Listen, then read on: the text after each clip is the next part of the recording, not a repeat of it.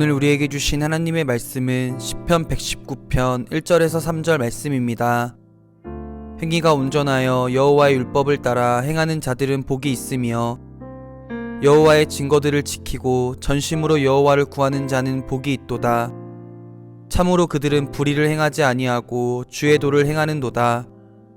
오늘 이 말씀에 많은 은혜 받으시기 바랍니다. 오늘 119편 1절, 2절, 3절들이 함께 읽었는데요. 119편은 히브리어 알파벳에 따라서 아주 길게 쓴 아주 제일 큰 긴 시입니다. 71절에 이런 구절이 있습니다. 고난을 당한 것이 제게 유익이 되었습니다. 이 고난으로 말미암아 제가 주의 율례를 배우게 되었습니다. 주의 율례는 주의 말씀, 주의 교훈, 또 지금 우리가 함께 읽은 것처럼 여호와의 증거, 비슷비슷한 단어라고 여러분이 보시면 되겠습니다. 고난을 당한 것이 유익이라고 시인은 고백합니다. 이 고난 때문에 내가 주의 율례를 배우게 됐다고 고백합니다. 여러분들에게도 이 고백이 살아있는 고백이 되기를 원합니다.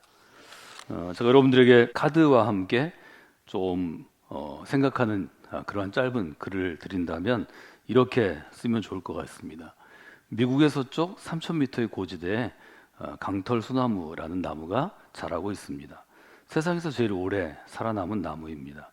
비가 오지 않고 여름엔 너무 덥고 겨울엔 추운 곳이라서 10년이 아니고 100년에 2.5cm, 25mm 정도 자라는 나무인데 그 혹독한 환경이 이 소나무를 해충으로부터 보호해 주었고 또 재난으로부터 구해 주었습니다.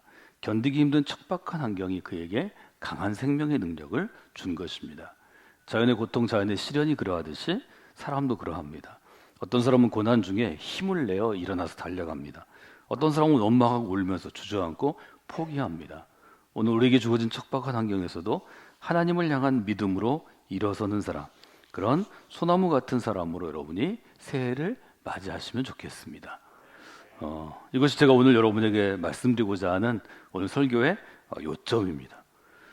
우리가 시편을 119편과 연결해서 구약이 우리에게 주는 지혜와 연결한다면 어떻게 하면 우리의 자녀들이 척박한 환경, 혹독한 환경, 고난과 시련과 고통 속에서 이런 아주 강력한 강털 소나무처럼 자라날 수 있을까요?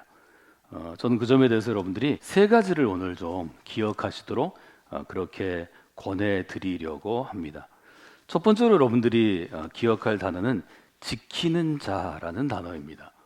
우리가 함께 봤는데요. 시편 119편 2절에 보면 여호와의 증거들을 지키고 전심으로 여호와를 구하는 자에게, 여기 자라는 건 사람입니다.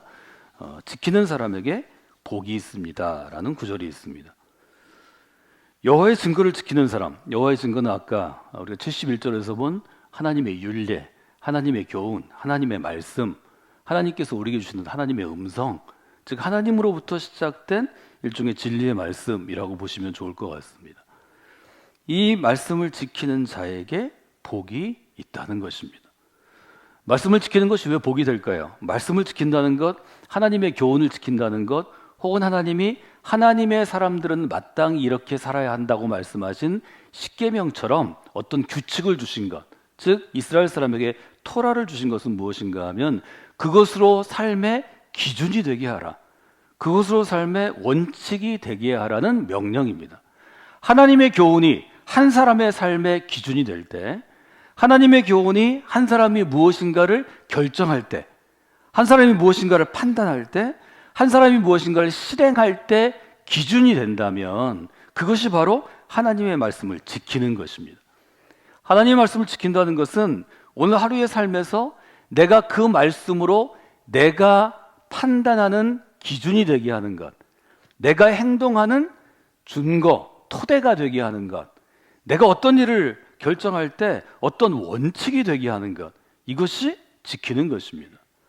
하나님의 교훈이, 쓰여진 성경의 교훈이 여러분의 인생의 원칙으로 세워지는 게 중요합니다. 여러분의 자녀를 위해 기도하실 때 여러분이 그렇게 기도하셔야 합니다. 자녀를 위한 기도의 제목들을 저희가 매년 여름과 겨울 또 받습니다. 아이들의 기도의 제목, 여름의 기도의 제목을 보면 대동소이한 게 99%입니다. 아이들 건강하게 해주세요, 공부 잘하게 해주세요, 좋은 학교 가게 해주세요, 좋은 직업 갖게 해주세요, 밥을 잘 먹게 해주세요. 잘 먹고 잘 살게 해주세요. 여러분, 그것은 기도의 제목이 아닙니다. 그것은 당연히 자녀를 향한 부모의 일종의 간절한 마음입니다. 그것은 중요한 것입니다. 그러나 마땅히 부모가 원하고 구해야 될 것을 구하는 것이 바른 기도일까 하는 고민은 반드시 하셔야 합니다. 여러분의 인생이 생명의 나무로 자라나기를 원한다면, 생명의 나무로 쓰임받기를 원한다면, 기능하기를 원한다면 생명을 살리는 기도가 있어야 합니다. 생명을 살리는 여러분의 삶이 뒷받침되어야 합니다. 생명을 살리는 믿음이 세워져야 그렇게 살아갈 수 있습니다. 이렇게 기도하십시오. 하나님, 하나님의 교훈이 제 아이의 인생의 원칙으로 세워지게 하여 주시옵소서. 하나님이 주시는 여호와의 말씀이 제 아이의 인생의 기본적인 규칙이 되게 하여 주시옵소서. 기본적인 판단의 근거, 준거가 되게 하여 주시옵소서. 하나님은 그런 기도를 기뻐하십니다. 그런 기도를 받으시고 그런 기도에 응답해 주십니다. 여러분의 살아있는 기도가 생명을 살리는 기도가 되고, 생명을 살리는 그 기도가 생명의 숲을 이 땅에 이루게 되는 것입니다. 하나님의 말씀을 지킴으로 하나님의 말씀이 우리의 삶의 원칙이 되면 그 사람은 어떤 사람이 되고 어떤 인생을 살아갈까요? 저는 견고한 삶이라는 단어를 기억해 주시면 좋겠습니다.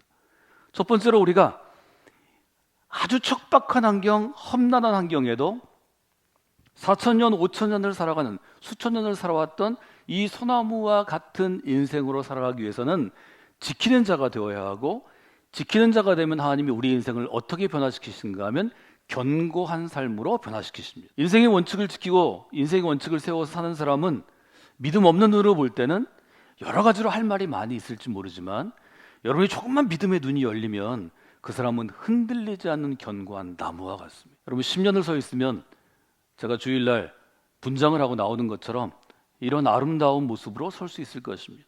100년, 200년, 1000년을 있어도 똑같은 모습으로 있을까요? 그런 모습으로 있으면 오히려 매력이 떨어지지 않을까요? 오랜 세월 지켜야 할 자리를 지키는 사람에게는 세월의 흔적이 있어야 합니다. 그 세월의 흔적이 우리에게 은혜를 주는 것입니다. 감동을 주는 것입니다. 하나님의 모습이 그렇지 않을까요? 두 번째로 우리가 생각할 것은 어떤 것인가요? 구하는 자가 되는 것입니다. 전심으로 여호와를 구하는 자는 복이 있습니다. 2절의 말씀입니다. 이때 구하다는 쉽게 얘기하면 찾다라는 단어입니다. 무엇을 구하는 것은 찾는 것입니다. 표준세 번역은 여호와를 찾는 사람이 복이 있습니다, 이렇게 쓰고 있습니다. 우리가 무엇을 구할 때, 무엇을 찾을 때는 어떤 자세를 가져야 될까요? 성경은 전심으로 이렇게 써 있습니다. 전심으로는 어떤 것인가 하면 모든 마음을 다하여서입니다. 그래서 현대역은 온 마음을 다하여 합니다. 모든 마음을 다하여 100% 마음을 기울여서 찾아야 한다는 것입니다. 오늘도 예배 가운데 있습니다. 예배는 여러분이 어떤 옷을 입고 있든지, 오늘 하루 어떤 마음을 갖고 있든지, 지난 한 주를 어떻게 살아왔든지 여러분의 온 마음을 기울여 하나님을 찾는 시간입니다. 여러분의 온 마음을 기울여 하나님을 찾을 때 하나님이 일하시기 시작합니다. 하나님의 눈길이 온 마음으로 하나님을 찾는 이에게 고정되어 있다고, 바라보신다고, 주목한다고 성경은 우리에게 도전합니다. 여러분, 예배 가운데 있을 때마다 온 마음으로 하나님을 찾는 분들이 되시기를 원합니다. 구하는 분들이 되시기를 원합니다.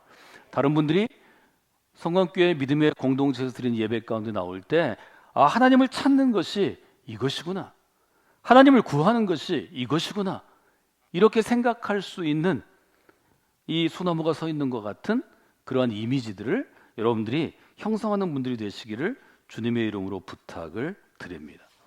온 마음으로 하나님을 찾으면 하나님은 반드시 응답해 주십니다. 예레미야 29장, 너희가 온 마음으로 나를 구하면 나를 찾을 것이요, 너희가 온 마음으로 나를 구하면 나를 만나리라. 여러분, 예레미야에서 이 말씀은 여러분들이 반드시 예배 가운데 혹은 신앙생활을 하고 싶어하는 이들에게, 혹은 신앙생활을 해야 될 사람들에게 권할 때 여러분이 암송해서 반드시 권면해야 합니다. 온 마음으로 하나님을 찾으면, 온 마음으로 하나님을 구하면 하나님께서는 그에게 무엇을 주실까요? 아니, 어떤 응답이 있을까요? 저는 하나님의 능력이 풍성해진다고 여러분들이 정리하시면 좋겠습니다. 온 마음으로 하나님을 구하면, 전심으로 하나님을 구하면 하나님이 그 사람에게 무엇을 주시는가 하면 하나님의 에너지를 주십니다. 하나님의 능력, 하나님이 가지고 있는 힘을 주시는 것이, 그것이 하나님께서 우리에게 약속하신 것입니다. 왜냐하면 하나님께서는 생명의 시작점, 근원이 되시기 때문입니다. 하나님은 모든 살아있는 것의 근원이 되시기 때문에 온 마음으로 하나님을 찾고 구하는 사람들에게 그 능력을 더해 주십니다. 그 능력이 우리 가운데 올 때 우리의 삶이 어떻게 변하는가 하면 풍성한 삶으로 변합니다. 온 마음으로 하나님을 찾으면 하나님의 사랑이 그에게 풍성해질 것입니다. 온 마음으로 하나님을 구하고 예배하면 하나님의 은혜가 그에게 임할 것입니다. 온 마음으로 하나님의 도우심을 구하며 오늘 나를 심어주신 생명의 나무가 심겨진 그 자리에서 최선을 다해 일하면 하나님의 도우심이 그에게 임할 것입니다. 여러분, 세상을 살아가다가 어려운 일이 많이 있습니다. 지친 일이 많이 있습니다. 그때 여러분이 그에게 에너지를 공급받도록 길을 알려주셔야 합니다. 여러분이 주는 위로와 격려는 일시적인 것입니다. 길게 가지 않습니다. 지치고 힘들 때마다 하나님의 능력을 공급받도록, 즉 하나님이 우리의 능력의 원천이 되시고 우리의 힘의 근원이 되시도록 여러분이 구하셔야 합니다. 그리하면 그의 삶이 풍성해질 것입니다. 두 번째, 우리가 이렇게 정리할 수 있겠습니다. 구하는 자가 되어야 합니다. 구하는 자에게는 풍성한 삶을 하나님이 주십니다. 여러분의 삶에, 여러분의 자녀들의 삶에 이런 믿음의 역사가 있기를 주님의 이름으로 축원해드립니다. 세 번째로 기억할 단어는 걷는 자입니다. 참으로 그들은 불의를 행하지 아니하고 주의 도를 행하는도다. 주의 도는 주의 길입니다. 주의 길을 행한다는 것은 주의 길을 걷는다는 것입니다. 표준세 번역은 주께서 가르치신 길을 따라 사는 사람이다, 이렇게 번역했는데요, 저는 이렇게 번역했으면 좋겠습니다. 주께서 가르치신 길을 따라 걷는 사람이다. 이렇게 하면 더 정확할 것 같습니다. 우리가 살아가는 믿음 생활, 신앙 생활은 무엇입니까? 주의 길을 따라 걸어가는 것입니다. 그래서 주의 길을 걸어가는 사람이 복이 있습니다. 여러분이 지금 그 길 가운데 있습니다. 이 길을 쉼 없이 끝까지 계속해서 걸어가시기를 주님의 이름으로 부탁을 드립니다. 우리 어린아이들, 청소년들, 또 청년들이 부모와 함께하는 기도회, 또 결단하는 기도회 할 때마다 제가 암송하게 하는 구절들이 여러 구절이 있습니다. 그 중에 하나가 시편 84편 5절입니다. 주께 힘을 얻고 그 마음에 시온의 대로가 있는 사람은 복이 있습니다. 여러분이 그 마음에 시온의 대로가 열려져야 합니다. 이것이 주께서 가르친 길입니다. 이스라엘 사람들을 향해서는 시온의 대로가 열려진 것입니다. 시편에서 이것이 쓰일 때는 예루살렘의 성전을 향해 나아가는 이스라엘 사람들이, 마을 사람들이, 가족들이 함께 손을 잡고 수십 명이 걸어 들어갈 때 이 노래를 부르면서 걸어 들어갔다고 성경은 전합니다. 시온의 대로가 열려지는 것입니다. 예수님이 우리에게 주신 길이 생명의 대로입니다.